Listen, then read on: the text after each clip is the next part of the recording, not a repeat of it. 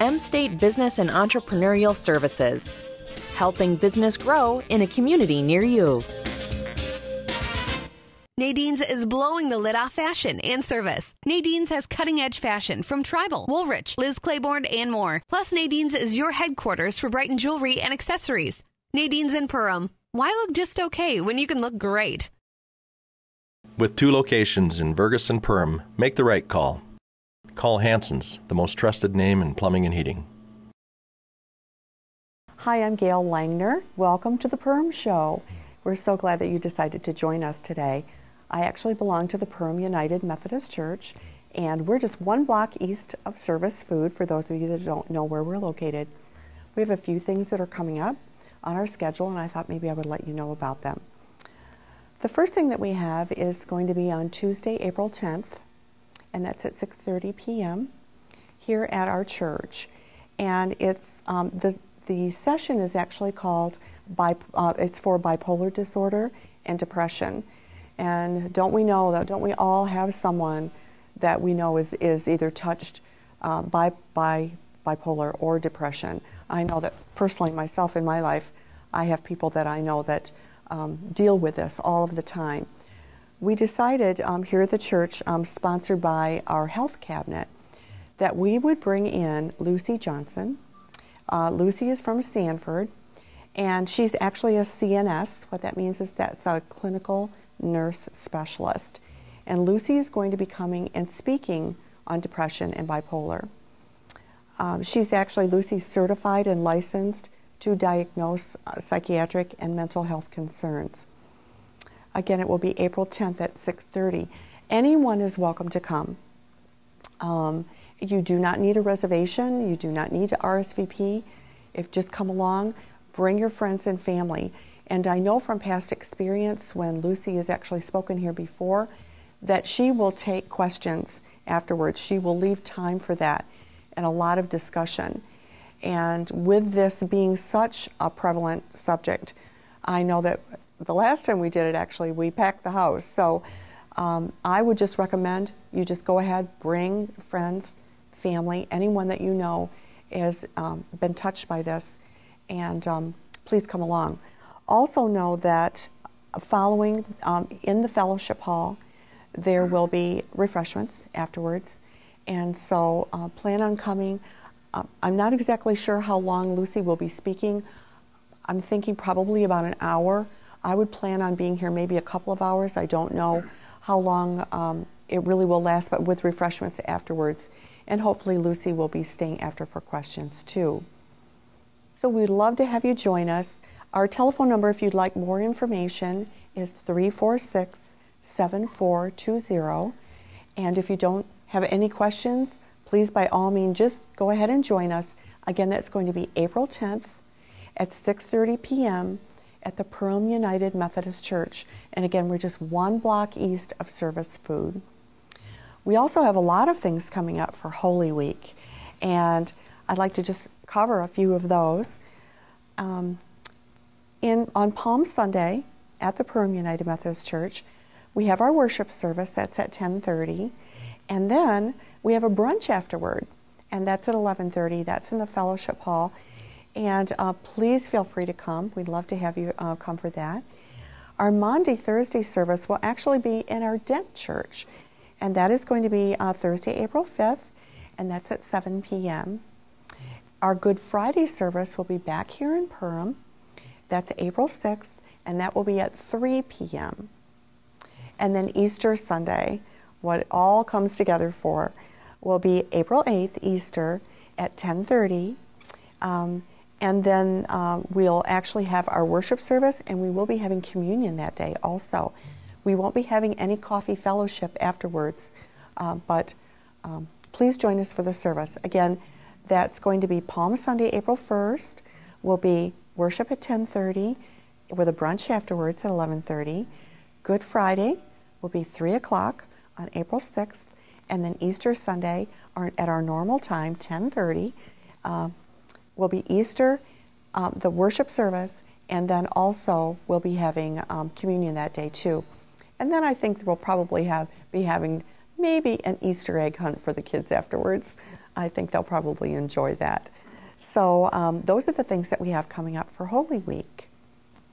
Again, we're 1 block east of Service Food in Perham, and our number here is 346-7420. If you have any questions, please feel free to call. Hi, and welcome back to the Perm Show. I'm Gail Langner. With me today, I have Pastor Rob Pessola. He's the pastor of the Perm United Methodist Church, and we're thrilled to have him today. Even though he came back with a little bit of a bug, he's been to Haiti on a missions trip. So welcome. Thank you. It's good to be here. The missions trip that you made to Haiti, you went with a group of people, I understand. Okay. And what were you doing while you were in Haiti? I know that must have been quite a decision to go. What types of things were you doing while you were there? What was your mission?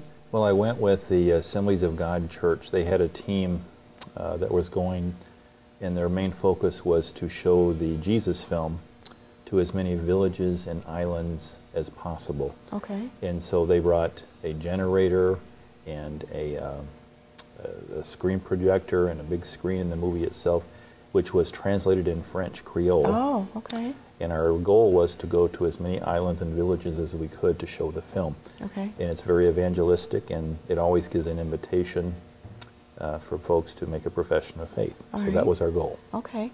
What size groups did you have when you were there? Small groups of people, or were there many at a time? Well, we had anywhere from, our average attendance was 100 to 200 Wow, okay. per showing. All right. That's great. Did they know ahead of time that you were coming? Yes, they did, and they were very receptive. In fact, they were just jumping up and down waiting for us to come. That's great. There was one island we went to where they had never seen a movie before in their lives. Really? I was on an island, and they had never even heard or seen a movie before. So this was a big thrill for them. I bet it was. I bet it was. A lot of children? Lots of children. And the children especially, we gave out gospel tracts to them especially because they knew how to read. Okay. Some of the real older folks didn't know how to read. Really? So we gave the tracts out to them, and it was just like gold to them. They wouldn't let go of them. I'm sure. So, and those were translated also in French Creole. Okay. All right. A lot of devastation from the earthquake and such? Lots of, the things that I saw there were very heartbreaking. The poverty and the suffering, and especially in the city of Port-au-Prince, still a lot of devastation there, and a lot of suffering. And folks are just living on the streets. And that was very heartbreaking to see that. I'm sure it was.